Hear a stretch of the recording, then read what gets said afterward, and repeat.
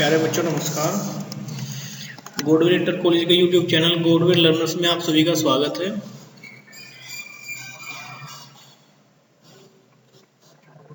मैं हूं सुरेंद्र सिंह।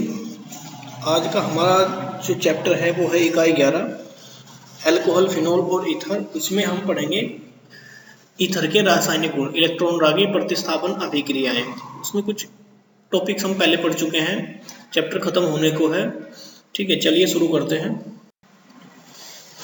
इलेक्ट्रॉन रागी प्रतिस्थापन, ईथर में इलेक्ट्रॉन रागी प्रतिस्थापन अभिक्रिया। एल्कोक्सी समूह, जब एल्किल समूह के साथ में ऑक्सीजन जुड़ी होती है तो उसको क्या बोलते हैं हम? एल्कोक्सी समूह। ऑर्थो एवं पैरा निर्देशांक होता है। यह फिनोल के OH समूह के समान ही एरोमेटिक वलय को इलेक्ट्रॉन रागी प्रतिस्थापन के प्रति सक्रिय करता है।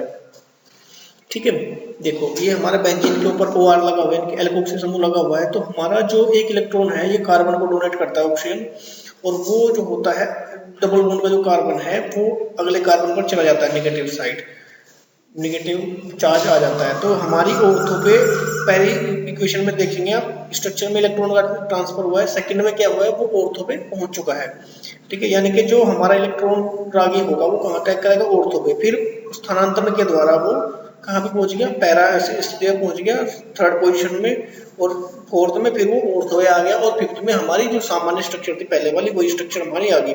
तो कुल मिला के जो हमारी स्ट्रक्चर आई है, नेगेटिव चार्ज आया ऑर्थो पे और पैरा पे आया, इसलिए हम इसको क्या बोलते हैं? ऑर्थो और पैरा निर्देशांक बोलते हैं। पॉजिटिव चार्ज आ जाता है हमारा ऑक्सीजन पे। ठीक है, इस तरीके से हम करेंगे। तो जो भी हमारी अभिक्रियाएं होंगी वो ऑर्थो और पैरा निर्देशांक होती है, ध्यान रखना है आपको। इसी वजह से ये हमारा ऑर्थो और पैरा निर्देशांक होता है। अगर आपसे कोई पूछे कि एल्कोक्सी समूह ऑर्थो और पैरा निर्देशांक क्यों होता है, तो आपको ये रेजोनेंस स्ट्रक्चर सारे के सारे बना के दिखानी पड़ेगी कि इलेक्ट्रॉन ऑक्सीजन से एक इलेक्ट्रॉन कार्बन के पास आया, कार्बन का जो डबल बॉन्ड का इलेक्ट्रॉन था वो दूसरे कार्बन के पास ऑर्थो साइड पे आ गया, ऑर्थो से फिर वो ट्रांसफर होकर के पैरा पे पहुंचा, और पैरा से फिर वो ऑर्थो पे वापस आया। यानी कि कितने स्टेप हुए हमारे? टोटल 5 स्टेप हुए हमारे।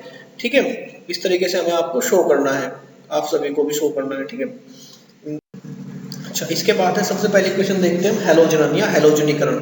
फेनिल एल्किल ईथर बेंजीन वलय में सामान्य हैलोजनन अभिक्रियाएं देता है। उदाहरण एनिसोल का ब्रोमीनीकरण या ब्रोमीनन एथेनोइक अम्ल में घुले ब्रोमीन द्वारा आयरन थर्ड ब्रोमाइड उत्प्रेरक की अनुपस्थिति में भी होता है। ऐसा मेथोक्सी समूह द्वारा बेंजीन वलय के संक्रमण के कारण होता है। इसमें पैरा समावयव की लब्धि 90% होती है। इक्वेशन देखिए, एनिसोल लिया हमने बेंजीन के ऊपर, जब मेथोक्सी समूह जुड़ा होता है तो एथेनोइक अम्ल में ब्रोमीन घुली हुई ले ली हमें, तो एक हमारा उत्पाद प्राप्त होता है पैरा ब्रोमो एनिसोल, और एक हमारा उत्पाद प्राप्त होता है ऑर्थो ब्रोमो एनिसोल। जो हमारा पैरा ब्रोमो एनिसोल होता है वो हमारा मुख्य उत्पाद होता है, क्योंकि पैरा वाला जो है अधिक स्टेबल होता है ऑर्थो की अपेक्षा, क्योंकि ऑर्थो पे जो है हमारे ऑक्सीजन का प्रभाव होता है ऑर्थो। ठीक है, इस वजह से अल्प मात्रा में हमारा उत्पाद बनता है। पैरा पे ऑक्सीजन का प्रभाव कम हो जाता है, क्योंकि ऑक्सीजन इलेक्ट्रोनेगेटिव और ब्रोमीन भी इलेक्ट्रोनेगेटिव होती है। तो हमारा मुख्य उत्पाद जो होता है पैरा वाला होता है। तो हमारा पैरा ब्रोमो एनिसोल वो हमारा मुख्य उत्पाद होता है, ऑर्थो ब्रोमो एनिसोल हमारा अल्प मात्रा में बनता है। ठीक है, इसके बाद है फ्रीडल क्राफ्ट अभिक्रिया। फ्रीडल क्राफ्ट में 2 प्रकार की अभिक्रियाएं होती है, एक फ्रीडल क्राफ्ट एल्किलीकरण, एक फ्रीडल क्राफ्ट एसिलीकरण। अगर CH3 जुड़ता है तो एल्किलीकरण हो जाएगा, और COCH3 जुड़ता है तो एसिलीकरण हो जाएगा। एनिसोल फ्रीडल क्राफ्ट अभिक्रिया देता है। एल्युमिनियम क्लोराइड जो हमारा एक लुईस अम्ल होता है, उत्प्रेरक की परिस्थिति में एल्किल हैलाइड तथा एसिल हैलाइड की अभिक्रिया द्वारा एल्किल तथा एसिल समूह ऑर्थो तथा पैरा स्थितियों पर प्रवेश करते हैं। अगर एल्किल समूह प्रवेश करता है तो क्या बोलेंगे इसको? फ्रीडल क्राफ्ट एल्किलीकरण। और अगर एसिल समूह प्रवेश करता है तो फ्रीडल क्राफ्ट एसिलीकरण बोलेंगे। तो एल्किल अभिक्रिया देखते हैं, फ्रीडल क्राफ्ट एल्किलीकरण देखते हैं। पहले इक्वेशन देखिए,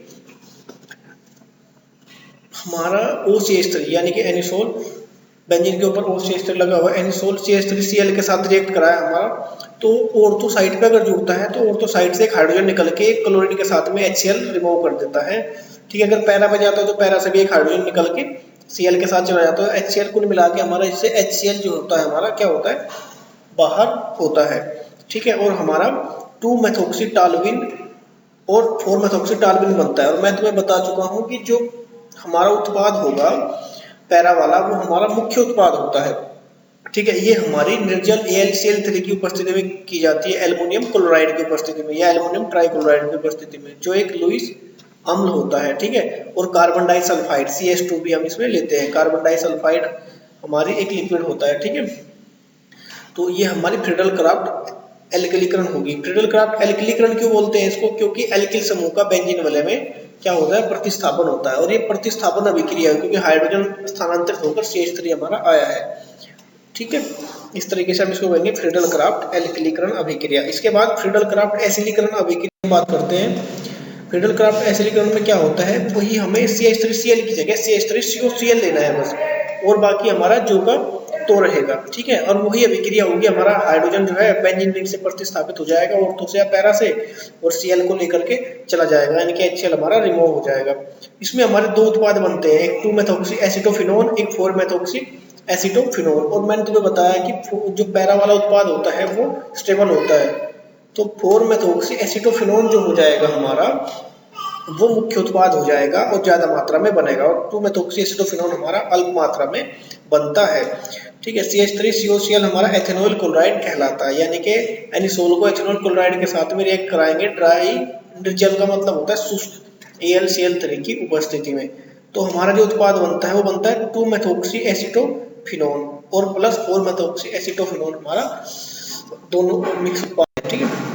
इसके बाद है नाइट्रोकरण। नाइट्रोकरण या नाइट्रीकरण भी हम कहते हैं जब एनिसोल को HNO3 H2SO4 की सांद्र विलयन के साथ में अभिकृत करते हैं तो हमारा दो उत्पाद बनते हैं, एक 2-नाइट्रो एनिसोल, एक 4-नाइट्रो एनिसोल। जो हमारा 2-नाइट्रो एनिसोल होता है वो हमारा अल्प उत्पाद होता है, और 4-नाइट्रो एनिसोल जो होता है हमारा मुख्य उत्पाद होता है, पैरा वाला।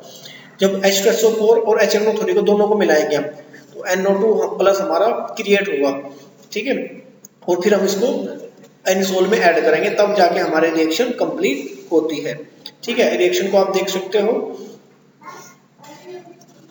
इसके बाद ये जो हमारा अल्कोहल फिनोल और ईथर वाला जो चैप्टर था ये हमारा कंप्लीट हो चुका है। इसमें अगर कोई भी दिक्कत होती है तो आप हमें मेल कर सकते हैं या इस कॉलेज के नंबर पे व्हाट्सएप कर सकते हैं, ठीक है। और नेक्स्ट जो चैप्टर होगा हमारा एल्डिहाइड कीटोन और कार्बोक्सिलिक अम्ल, उसको हम कल शुरू करेंगे, ठीक है बच्चों। और इसकी जो नोट्स हैं आप जो मैं आपको भेज रहा हूँ वीडियो में है, वीडियो पॉज करके साथ साथ में नोट्स भी बनाते रहें, ठीक है। आपके लिए बहुत अच्छा होगा। थैंक यू, धन्यवाद।